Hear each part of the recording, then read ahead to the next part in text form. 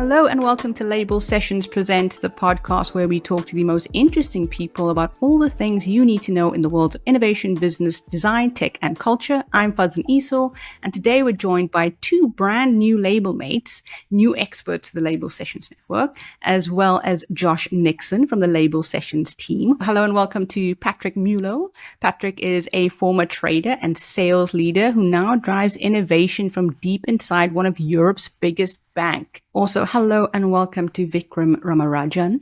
Vikram is an innovation strategist known for his ability to build innovation ecosystems, launch innovation labs, and help global clients unlock growth with emerging technologies.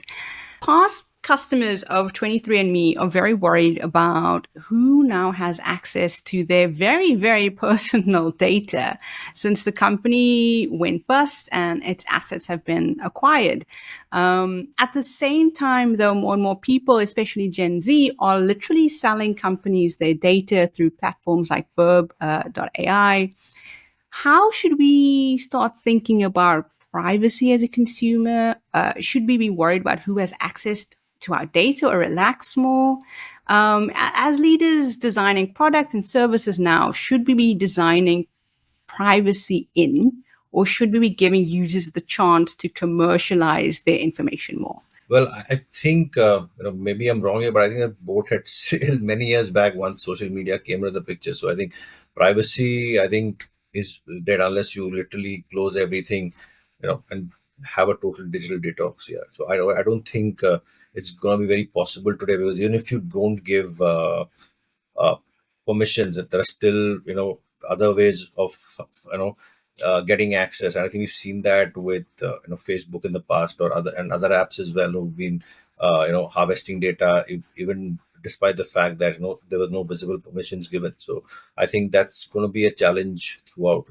And I think, of course, safeguards are necessary. Yeah, but I think this is something which should have been done many, many years back. And I think, yes, of course, and today it's never too late to kind of, reprioritize that again. Yeah. So I feel this should be done.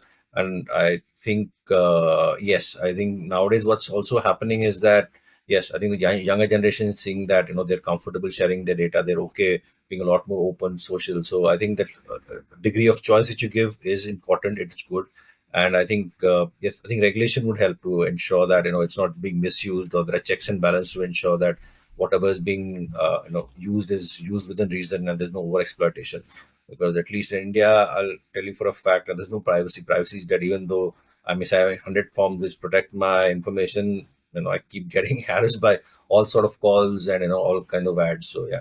For my side, in my industry, it's a no-go. I mean, it's highly regulated, so it's finance. So basically, we are under so many rules that it is built in.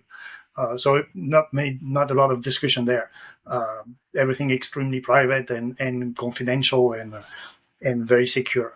But I would say that regarding the most recent generations, probably we have an education problem, because there haven't been any big scandal or big problem with privacy, because everyone, we're all selling our data from one step on one stage or on another. Even using Google is selling some data, on your preferences, on your search, etc. There, as far as I know, there haven't been any massive abuse of this information. It all has been very, dark and opaque. We don't really know. So they haven't learned, because that's my belief, the human race only learn by mistake, really big mistake, being slapped in the face. Small ones that usually we don't learn about that. So problem with this company, for example, that make people realize that it might have not been a good idea to do that.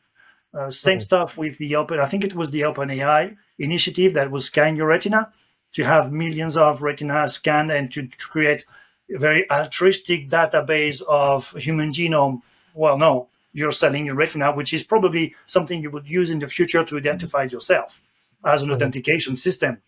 Not a good idea, but try to educate the youngest to be a little bit smart about what you share and what you don't share in terms of opinions, private data, biodata. It is very important. It's the only thing that makes us us. So if you sell that, I'm not saying you can't do it. I'm just saying that if there is a company that is willing to buy your data, it has to be very clear on the site, if it's a web page, what they are doing with your data and what they are going to be used for. And you have to think about the consequences of that. That you're at the beginning, you're just a number in a big stack of numbers, but at some point you could be picked out, and then they can do something with your data. That's what, for example, the American government is doing on the border. They check your social media to see if you're granted allowance to the US or not. It's public. Well, we hope